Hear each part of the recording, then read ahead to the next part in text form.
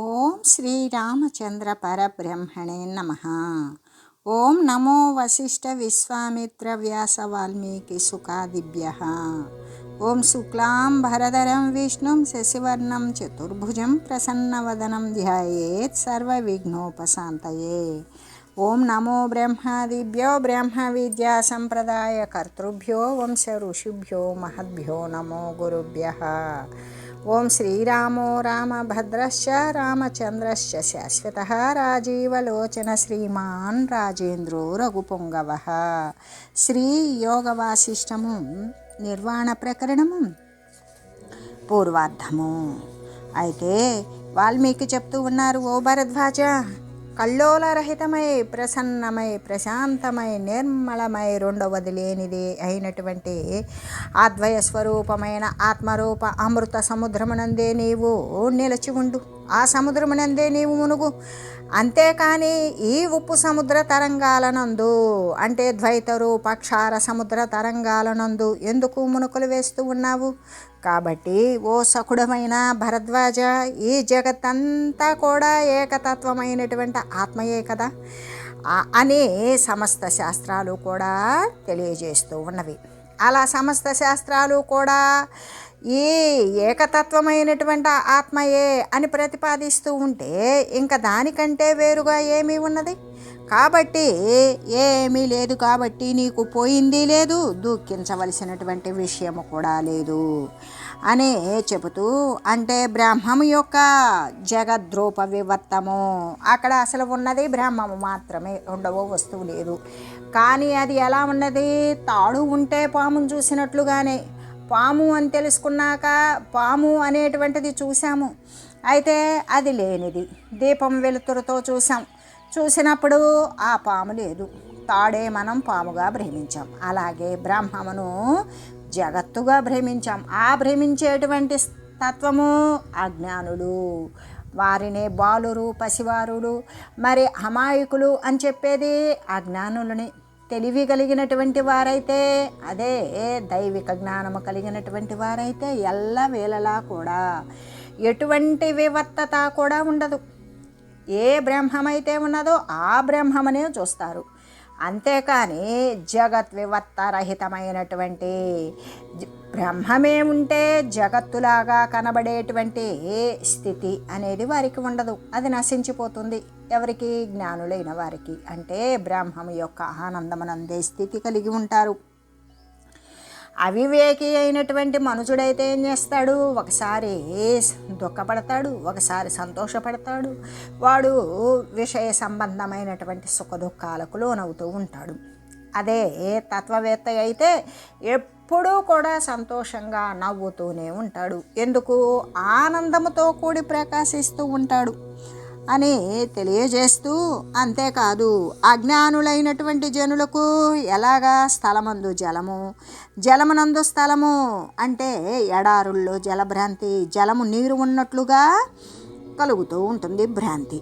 కాబట్టి ఈ సూక్ష్మమైనటువంటి ఆత్మతత్వము దేని చేత కప్పబడి ఉన్నది అంటే అజ్ఞానము చేత, అవిద్య చేతనే కప్పబడి ఉన్న కారణము చేత, అటువంటి అవిద్య చేత కప్పబడినటువంటి వారు ఇక్కడ అసత్యమైన పదార్థమునందు సత్యత్వాన్ని చూస్తారు. అస్థిరమైనటువంటి పదార్థమునందు స్థిరమైనటువంటి భ్రాంతి వారికి మాత్రమే కలుగుతూ ఉంటుంది అని చెబుతూ, అంతేకాదు ఈ పృథివీ, జలము, అగ్ని, వాయువు, వాయువు, ఆకాశము మొదలైనటువంటి ఈ ఆకాశ, వాయువు, అగ్ని, జల, పృథ్వులు అనేటువంటి పంచమహాభూతాలతో కూడుకొని పరమాణువు సైతము కూడా నిండిపోయి, అంటే కంటికి గోచరము కానటువంటి అణువులో 1000వ భాగము పరమాణువు అయితే అది అణువంటేనే సూక్ష్మాతి సూక్ష్మ రూపం. అది అంతకంటే కూడా 1000వ వంతు భాగము అంటే అది కంటికి గోచరమయ్యేటువంటిది కాదు. వాటిని దూర్బిణీలు వేసుకొని లేదా మైక్రోస్కోపు అనేటువంటిది వేసుకొని సూక్ష్మమైన పదార్థాలను దర్శించడానికి ఉపయోగించేటువంటి యంత్ర పరికరం. అటువంటి సర్వ పరమాణువులతో కూడా నిండిపోయి ఉన్నటువంటి ఈ జగత్తు అలా వెలయుచూ ఉన్నది అనేటువంటి వాదులు యొక్క మతమునందైతే దేహాల కంటే కూడా ఆత్మ భిన్నమే అవడము చేత అనాత్మ రూపాలైనటువంటి ఆ దేహాల యొక్క నాశము చేత సోకింపదగినటువంటి ఏ పదార్థం పోతుంది? ఇది దుఃఖపడాలి, ఏడ్చాలి, శోకించాలి, విచారపడాలి అనేటువంటి ఏ పదార్థం పోతుంది? ఎందుకు అంటే దేహాల కంటే ఆత్మ భిన్నమా అంటే భిన్నమే. ఏ విధంగా? ఆ జ్ఞాన ఆవరణ చేత దేహాదులు అనేటువంటివి సత్యమని భావిస్తూ ఉన్నారు. అటువంటి అనాత్మ రూపాలైన పరమాత్మతత్వము కంటే భిన్నమైన ఈ దేహాది రూపాలు పోయినప్పుడు, ఇక ఆ దేహాల యొక్క నశింపు జరిగినప్పుడు సోకింపదగినటువంటి ఏ పదార్థం పోయిందందుట్లో? ఇది స్థిరమైనటువంటిది పోతే మరి మిగిలి ఉన్నటువంటి వాడు ఒకడు ఏడవచ్చు. అంటే అసలు అక్కడ ఏది చూసినా ఏడ్చేవాడు కనబడేటువంటిది సర్వము కూడా అవిద్యాభ్రాంతియే కదా. అప్పుడు ఏ పదార్థం పోయిందని శోకించాలి అని చెబుతూ అసతః సంభవో నాస్త్యభావః సతః సఖే ఆవిర్భావ తిరోభావాః సంస్థానానాం మమీపరం.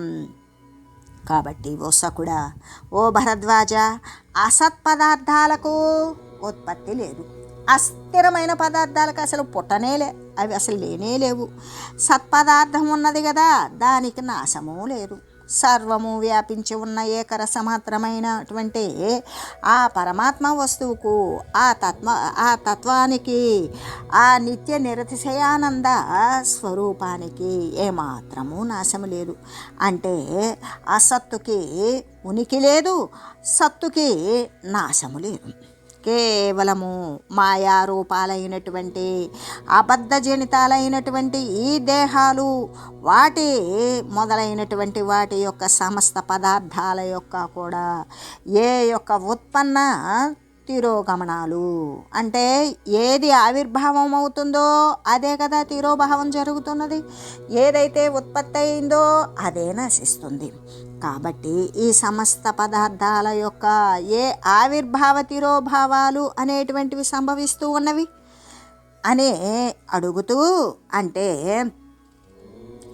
ప్రియుడువకు ఓ భరద్వాజ, ఓ సకుడా, లేనిదానికి ఉనికి లేదు, ఉన్నదానికి లేమీ లేదు. కాబట్టి కనబడేదంతా కేవలము అబద్ధ స్వరూపమైన మాయిక ఆకార విశేషణాలతో కూడుకొని ఉన్నటువంటి ఈ ఆవిర్భావ తిరోభావాలు మాత్రమే అయి ఉంటాయి. అది ఉత్పన్నమైనట్లు, అది నశించినట్లుగా కనబడుతూ ఉంటుందే కానీ అసలు అక్కడ ఆవిర్భావము లేదు, తిరోభావము లేదు అని చెబుతూ, కిం త్వనేక పురోత్సాహ ద్విషతాముపగచ్చతి భజ సంభరిత భోగం పరమేశం జగద్గురుం. అంటే పూర్వ సంచితాలైనటువంటి అనేక పుణ్య పాపాలు అనబడేటువంటి కారణము చేత ఈ మాయారూపాలైనటువంటి ఈ దేహాలు మొదలైనటువంటి విషముతో సమానమైన ఈ మరణము మొదలైనటువంటి అనర్థాలను పొందుతూ ఉన్నాయి. వాటి యొక్క నాశము కోసం భక్తానుగ్రహార్థము, భక్తులను అనుగ్రహించే నిమిత్తము ఈ అర్ధనారీశ్వరాది రూపాలను ధరించినటువంటి జగద్గురువకు శ్రీశంకరుని, అంటే సగుణ బ్రహ్మాన్ని నీవు ఉపాసించు. అలా ఉపాసించినప్పుడు ఇక్కడ నీకు పుణ్యపాపాలకు కారణమైనటువంటి మాయారూపం అనేటువంటిది నశించిపోతుంది. అంటే పూర్వ సంచితములైనటువంటి, ఏ విధంగా గతంలో ఉన్నటువంటి, ఇప్పుడు మనకి సంచితము అన్నప్పుడు కర్మ, సంచితము ఆగామి, సంచితము ప్రారబ్ధము అనేటువంటి కర్మ 3 రకాలుగా ఉంటుంది. ఆ కర్మల్లో ఇప్పుడు వర్తమానంలో జరుగుతూ ఉన్నది ప్రారబ్ధపు కర్మ. అనుభవించడానికి సంచితములో నుండి కొంత భాగము ముందుకొచ్చి ప్రారబ్ధంగా రూపొంది దానికి అనుభవయుక్తమైనటువంటి అనుగుణమైన శరీరాన్ని ధరించి ప్రారబ్ధాన్ని అనుసరిస్తూ ఉంటుంది. కేవలం సంచితం నుండి వచ్చినటువంటి ప్రారబ్ధాన్ని మాత్రమే అనుసరిస్తూ ఉన్నదా? లేదు. ప్రారబ్ధాన్ని అనుసరిస్తూ కూడా మళ్ళీ కొన్ని విషయాలను కోరుతూ కొన్ని కొంగ్రొత్త విషయాలను ఆచరిస్తూ వాటి కోసం పనిచేస్తూ వాటి వల్ల సుఖము పుణ్యము ఇంకా కీర్తి ఇటువంటివి కాంక్షిస్తూ ప్రారబ్ధాన్ని అనుభవిస్తూ అంటే రకరకాల వాసనలను ప్రోధి చేసుకుని ఉన్నప్పుడు అది ఆగామి కర్మ. అంటే చేసినటువంటి ప్రతి దానికి కూడా మరి ప్రారబ్ధంలో ఉన్నది మాత్రమే ఫలానుభవంగా అనుభవించడం లేదు. కొన్ని అహం మమత్వాదులతో కూడుకొని వాడు అనుసరించేటువంటి విధానం ఆగామి కర్మకు హేతువవుతుంది. అలా కారణమైనటువంటి ఆగామి కర్మ ఏమవుతుంది? సంచితంలో వెళ్ళి చేరుతుంది. మనం కొంత సొమ్ము సంపాదించాం, అదేం చేస్తాం? అకౌంట్లో భద్రపరుచుకున్నట్లు కానీ మన ఇంటిలో ఉన్న బీరువాలలో భద్రపరుచుకున్నట్లు కానీ మొత్తంలో మూలం ఎంతైతే ప్రోగుబడి ఉన్నదో దానిలో ఈ ఆగామి కర్మ ఫలితం సంచితము అనే మూటలో ప్రోగుబడిపోతుంది. ఈ ఆగామి సంచితంలోకి పోవడం, మళ్ళీ సంచితంలోది కొంత భాగం మళ్ళీ అనుభవానికి రావడం, దానికి అనుగుణమైన ఉపాధిని ధరించడం, దాని ప్రకారం అనుభవించడం, ఈ విధంగా ఈ గతంలో జరిగినటువంటి ఈ సంచిత కర్మలు వాటి యొక్క అనేక ప్రవృత్తి రూపాలైనటువంటి ప్రయత్నాల వలన మాత్రమే ఈ దేహాలు అనేటువంటివి ఉత్పన్నమైనవి. ఈ దేహాదులు అనబడేటువంటి విషము వంటి అనేక అనర్థాలు, అంటే ప్రతి దానికి కూడా చెడు చేసేటువంటి ఇబ్బందిని కలిగించేటువంటి అనర్థాలనే పొందుతూ ఉంటుంది శరీరం అన్నాక. అనారోగ్యం కానీ, ప్రమాదాలు కానీ, ఇతరులతో భయపడటం కానీ, ఈ విధంగా మరి క్రూర మృగాల ద్వారా కానీ, సరీసృపాల వల్ల కానీ, పిడుగుపాట్ల వల్ల కానీ, ఈ విధంగా తాపత్రయాలతో కూడుకొని శరీరము ధరించింది. అంటే వాటికి భయపడుతూ ఉన్నటువంటి ప్రతి ఒక్క క్లేశాన్ని, బాధను అనుభవిస్తూనే ఉంటాయి. గతంలో చేసినటువంటి కర్మల ఫలితంగా వచ్చినటువంటి ప్రారబ్ధానికి అనుగుణమైనటువంటి దేహాలను ధరించి అనుభవించేటువంటిది ప్రతిదీ అనర్థాన్నే పొందుతుంది. పోనీ దానిని నాశనం చేసుకోవాలి అంటే ఏదైతే అనుభవిస్తూ అనర్థాలు ఉన్నవో వాటిని నశింపజేయాలి అంటే భగవంతుని యొక్క అనుగ్రహాన్ని పొందాలి. భగవంతుని అనుగ్రహం పొందాలి అని ఆర్తితో కూడినటువంటి భక్తులను అనుగ్రహించడానికి ఆకారాన్ని ధరించాడు. ఎవరు? అర్ధనారీశ్వరాధి. ఏ యొక్క ఉమాసహితమైనటువంటి పరమేశ్వరాదులు శరీరాన్ని స్వీకరించారో ఆ యొక్క ఆకారాన్ని ధరించినటువంటి జగద్గురువు, అంటే ఇప్పుడు ఆ కైలాస శంకరుడే కాలడీ శంకరుడు అయినటువంటి జగద్గురు శ్రీ శంకర జగద్గురు జగద్గురు శంకర భగవత్పాదులు అయినటువంటి ఆయన గురుడు మాత్రమే శిష్యుని యొక్క ఆర్తిని బాపగలడు. అటువంటి జగద్గురువు స్వరూపమైనటువంటి పరమేశ్వరుణ్ణి భజించు. అలా భజించినప్పుడు అని చెబుతూ, అంతేకాదు ఈ యొక్క ఇంతవరకు కూడా నీవు చేసినటువంటి భరద్వాజ, నీవు చేసినటువంటి నీ పుణ్యాలు పాపాలు అన్నీ కూడా ఇక నిక్కముగా నిజముగా సరిగ్గా నశించిపోతాయి. అలా మరి ఇప్పటి వరకు నువ్వు చేసినటువంటి పుణ్యం యొక్క ఫలితము కానీ పాపం యొక్క ఫలితం కానీ నిజంగా అవి నశించలేదు. అంటే ప్రాణుల చేత చేయబడేటువంటి శుభకరమైన అశుభకరమైనటువంటి కర్మలే ఈ పశుపతి దేవునకు. పశుపతి అంటే అజ్ఞానము, వాటి యొక్క జ్ఞానస్థితి లేకుండా ఉండేటువంటి దేహాదులు ఉపాధులు ఏవైనా సరే పశుప్రాయాలే, పశుతుల్యాలే. కాబట్టి వాటిని దారిలోకి తీసుకొని వచ్చి జ్ఞానాన్ని అభ్యసింపజేసి జ్ఞాన మార్గంలో ప్రవర్తిల్లింపజేసి పరమార్థతత్వాన్ని పొందింపజేసేటువంటి స్థితి కేవలం పశుపతి దేవుడు, ఆ యొక్క ఉమాపతి అయినటువంటి శ్రీ శంకరునికి మాత్రమే.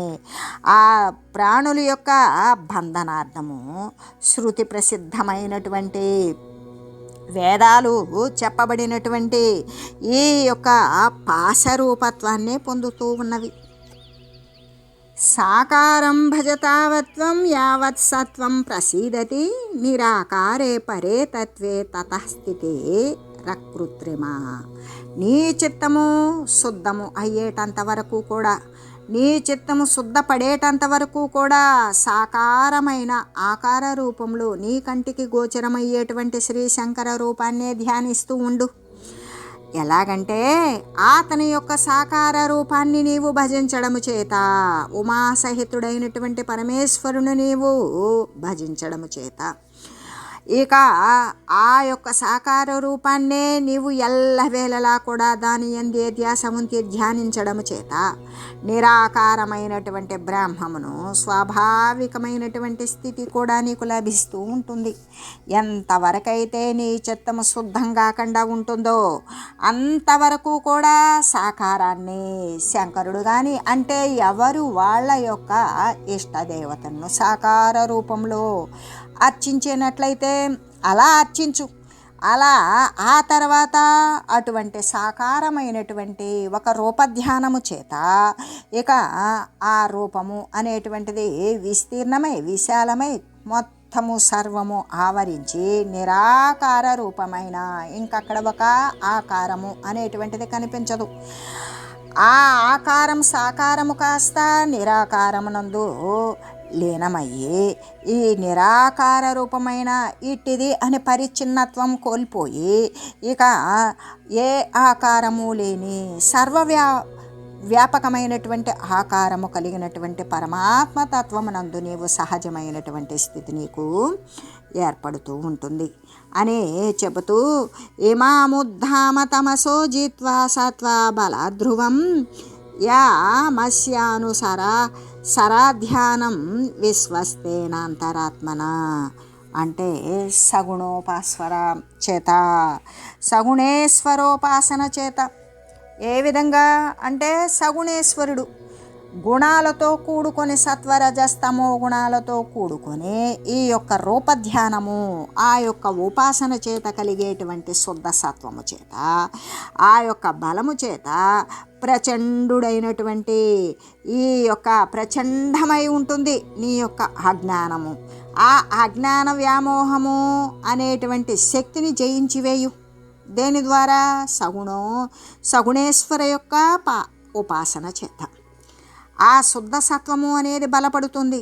ఆ శుద్ధ సత్వము యొక్క బలము చేత ఎప్పటి నుండో నీలో పాతుకుపోయి ఉన్నటువంటి ప్రచండమైన నీ అజ్ఞాన వ్యామోహం అనేటువంటి శక్తి ఉంటుంది కదా, దానిని జయించి గురువు శాస్త్రములు వాటి యొక్క ఉపదేశాల యందు కూడా విశ్వాసము కలిగినటువంటి మనసు చేత ఇంద్రియాలతో కూడి ఉన్నటువంటి మనసును నిగ్రహించడం అనేటువంటిదే యమము యొక్క మార్గము అని చెబుతారు.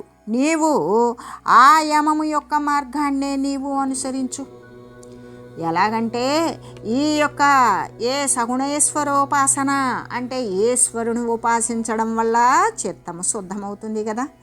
అలా చిత్తము శుద్ధమైనప్పుడు ఆ శుద్ధమైనటువంటి చిత్తము యొక్క బలము చేత ప్రచండంగా పాతుకొని ఊనుకొని ఉన్నటువంటి ఆ జ్ఞానము యొక్క గొప్ప వ్యామోహ శక్తిని జయించివేసి గురువులు చెప్పిన విధంగా శాస్త్రాలు ఉపదేశించిన విధంగా కూడా నీవు విశ్వాసము కలిగినటువంటి మనస్సు చేత ఇంద్రియాలకు లోలత్వము చెందినటువంటి మనస్సును నీవు నిగ్రహించు.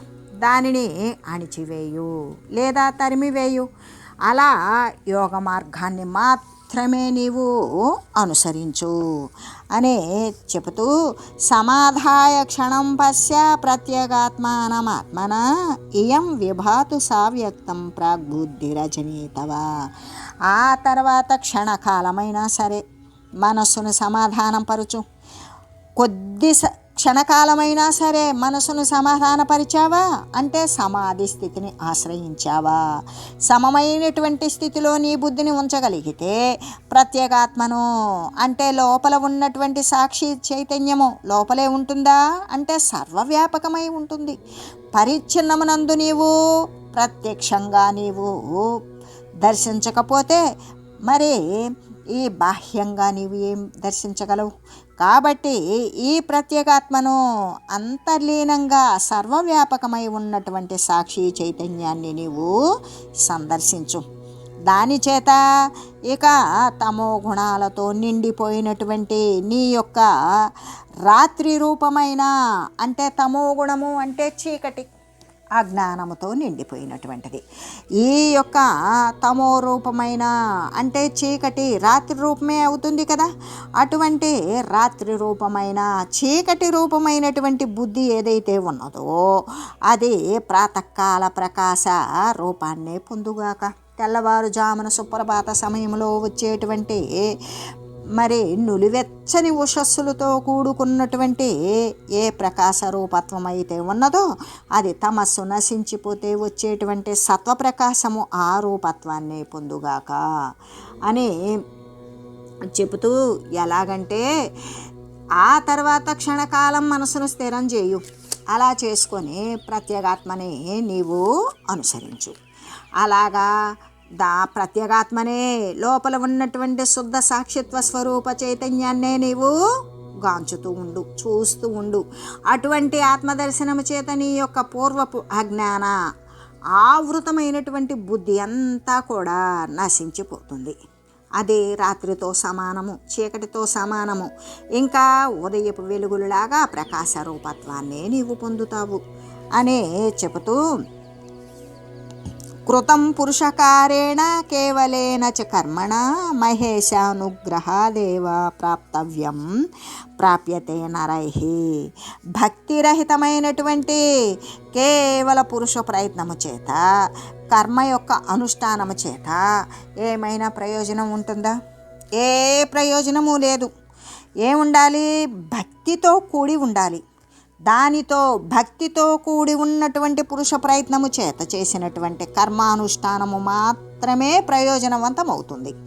అంతేకాని భక్తి లేకుండా కేవలము గర్వాతిరేకము చేత పురుష ప్రయత్నము చేత ఆ కర్మను అనుష్ఠానము చేసినట్లయితే ఏ ప్రయోజనము లేదు. మహేశ్వరుని యొక్క అనుగ్రహము చేత మాత్రమే మనుషులకు పొందదగినటువంటి మరి వాంఛితమైన కోరినటువంటి ఫలితాలు లభిస్తూ ఉన్నవి. ఎవరి ద్వారా? ఆ పరమేశ్వరుని యొక్క అనుగ్రహం మాత్రము చేతనే అని చెబుతూ, ఎలాగంటే భక్తి లేకుండా కేవలము కర్మలు చేయగానే మరి పురుష ప్రయత్నం చేయమన్నారు కదా అని ఆ ప్రయత్నం కానీ చేస్తే వాడు నిర్వాణ స్థితిని, మోక్షాన్ని పొందబడడు. అంతేకాదు పరమేశ్వరుని యొక్క అనుగ్రహం వల్ల మాత్రమే మనుజులకు వాడు కోరినటువంటి పొందవలసినటువంటి మోక్షము మొదలైనటువంటి ఫలితాలను పొందుతాడు. ఆ మోక్షము అనేటువంటిది లభిస్తుంది అని చెబుతూ, నాభిజాత్యం న చారిత్ర్యం నా నయో నచ విక్రమ బలవంతి పురాణాని సఖే కర్మాణి కేవలం. కాబట్టి ఓ సకుడా భరద్వాజ, ఈశ్వరుని యొక్క అంటే భగవంతుని యొక్క అనుగ్రహము గనక లేదనుకో, ఇక కులీనత్వము, సదాచారము, తపము, పరాక్రమము మొదలైనవి ఏవి కూడా చేయజాలవు. కులీనత్వము అంటే మంచితనము కానీ, గొప్ప గొప్ప ఆచారాలను అనుసరించడము కానీ, తపస్సు చేయడము కానీ, పరాక్రమంగా ఉండడం కానీ మొదలైనవి ఏవి కూడా ఏమీ చేయజాలవు. కాబట్టి ఎలాగంటే పూర్వోపార్జితమైనటువంటి కర్మలు అనంతాలై ఉన్నాయి. మనం గతంలో సముపార్జించుకున్నటువంటి కర్మ ఫలితాలు ఎన్నో ఉన్నవి. ఇన్ని అని గణించడానికి, లెక్కగట్టడానికి సాధ్యము కానటువంటి అనంతాలై ఉన్నాయి. వానిని జయించడం కోసం తపస్సు మొదలైనటువంటి సదాచారాదులు ని ప్రబలంగా చేయాలి. వాటి యొక్క ప్రాబల్యము ఈశ్వర భక్తి యొక్క సహాయము లేకుండా సంభవించదు కదా. ఆ విధంగా ఎంతో బలవత్తరంగా తపస్సు చేయడం అనేటువంటిది, ఆ తపస్సు యొక్క ప్రాబల్యం, బలవత్తరంగా దృఢపడినటువంటి తపస్సు, ధ్యానము ఇవన్నీ కూడా ఈశ్వర భక్తి యొక్క సహాయం లేకపోతే అవన్నీ సంభవిస్తాయా? ఎప్పటికీ సంభవించవు. అంటే ఓ భరద్వాజ, ఈశ్వరుని యొక్క అనుగ్రహము, ఈశ్వరుని యొక్క అనుగ్రహ సహాయము లేకపోతే కేవలము కులీనుడు అంటే గొప్ప కులములో పుట్టినటువంటి వారు, సత్కులం కానీ అంటే వారు మంచి గొప్ప వంశంలో పుట్టినప్పటికీ గొప్ప చరిత్రలు కలిగినటువంటి వారైనా, వినయమైన లేదా పరాక్రమమైన అనంతములైనటువంటి పూర్వకర్మలను అవన్నీ జయిస్తాయా? ఎప్పటికీ జయించవు అనే చెబుతూ అప్రతర్క్య ప్రతీకారాత్కి మేవమవసీదసి నలుంపతి లలాటస్థ మీశ్వరోప్య క్షరావళిం. అంటే సమూలమైనటువంటి అజ్ఞాన నాశకమైనటువంటి అజ్ఞానము పూర్తి గ్రంథులతో సహా నాశము అనేది చేయాలి. అంటే అటువంటి దృఢతరమైనటువంటి జ్ఞానము ఉండాలి. అటువంటి జ్ఞానం లేకపోతే కేవలము ఉపాసనా రూపమైనటువంటి పురుష ప్రయత్నాల చేత ఈశ్వరుడు కూడా నొసట రాయబడినటువంటి అక్షరాలను ఏమాత్రము తొలగించడానికి సిద్ధం పడడు, అంటే తొలగించనేరడు. కాబట్టి ఉపాసనతో పాటు యమము, నియమము మొదలైనటువంటి వాటి ద్వారా జ్ఞానాన్ని సంపాదించాలి. యమము, నియమము అంటే యమనియమాదులు అంతరేంద్రియ నిగ్రహాలు, బాహ్యేంద్రియ నిగ్రహాలు. అంతరేంద్రియాలు అంటే ఈ యొక్క దేహాంతర్గతుడైనటువంటి జీవుడు మనసు, బుద్ధి, చిత్త, అహంకారాదులు ఇవన్నీ కూడా ఏకస్వరూపమైనటువంటి పరమాత్మ తత్వము తప్ప మరొకటి లేదు అని ఆ పరమాత్మనే చింతిస్తూ, పరమాత్మనే సంకల్పిస్తూ, పరమాత్మ తప్ప రెండవ వస్తువు లేదని నిశ్చయిస్తూ దానినే చింతనారూపంగా, ఆలోచనారూపంగా, అదే విచారణగా చేస్తూ ఆ పరమాత్మ తత్వమే నేను అనేటువంటి శుద్ధ సత్వముతో దృఢపడినటువంటిది యమము. ఆ యొక్క అంటే ఇప్పుడు జ్ఞానేంద్రియాలు, కర్మేంద్రియాలు. జ్ఞానేంద్రియాలు అంటే నోరు, చేతులు, కాళ్ళు, మరి మలమూత్ర విసర్జక అవయవాలు. ఇటువంటివి అంటే వాక్కు, పాణిపాద, గుహ్యపాయువులు. అవి ఈ యొక్క మనోబుద్ధి చిత్తహంకారాదులు లేకుండా వాటంతటికి అవి స్వేచ్ఛగా వాటి యొక్క క్రియలను చేయగలుగుతాయా? చేయలేవు. అలాగే కర్మేంద్రియాలు కూడా అంటే క్షమించాలి, ఇప్పుడు నేను చెప్పింది కర్మేంద్రియాలే. ఈ కర్మేంద్రియాలు కానీ ఇవి ఈ యొక్క అంతఃకరణం యొక్క ప్రస్తావన లేకుండా, వాటి యొక్క కలయిక లేకుండా ఇవి స్వచ్ఛంగా కర్మేంద్రియాలు అనేటువంటివి కదులుతాయా? కదలవు. అలాగే జ్ఞానేంద్రియాలు ఏంటవి? చెవి, చర్మము, కళ్ళు, ముక్కు, నాలుక, ఇటువంటివన్నీ కూడా, ఇవన్నీ కూడా జ్ఞానేంద్రియాలు. ఇవి కూడా వాటంతటికవి స్వతంత్రంగా చరిస్తాయా? లేదు. వాటికి కూడా అంతరింద్రియాల యొక్క కలయికతోటే, ఆ పొత్తుతోటే అవి కూడా కదులుతాయి. కాబట్టి ఇక్కడ ఎప్పుడైతే యమము అంటే ఈ యొక్క అంతరేంద్రియాలు అనేటువంటిది సర్వేక సమస్తము, సదా, సర్వత్రా, సర్వవ్యాపకంగా,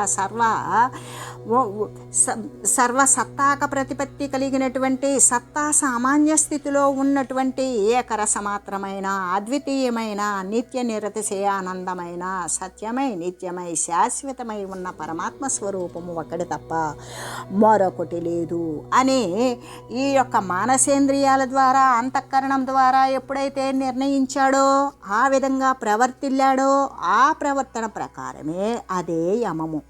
వాటి యొక్క కలయిక లేకుండా జ్ఞానేంద్రియ, కర్మేంద్రియాలు ప్రవర్తిల్లవు. కాబట్టి వాటి ప్రకారం కూడా అది నియమము. అంటే ఇంద్రియాలు విచ్చలివిడిగా స్వతంత్రంగా బయటికి పోకుండా వాటిని లోపలికి మరలించి ప్రత్యాహారము అంటే ఆ అంతర్గతంగా అంతర్బహిర్వ్యాపక రూపకంగా ఉన్నటువంటి ఆ సర్వాత్మ స్వరూపాన్ని ఎల్లవేళలా కూడా సంలీనమయ్యేదానికి, దాని యందు తన ఆ స్వరూపమే తనదిగా భావించి ఆత్మ సందర్శనం గావించేటంత వరకు చేసేటువంటి అభ్యాసం ఏదైతే ఉంటుందో అదే యమము, నియమము.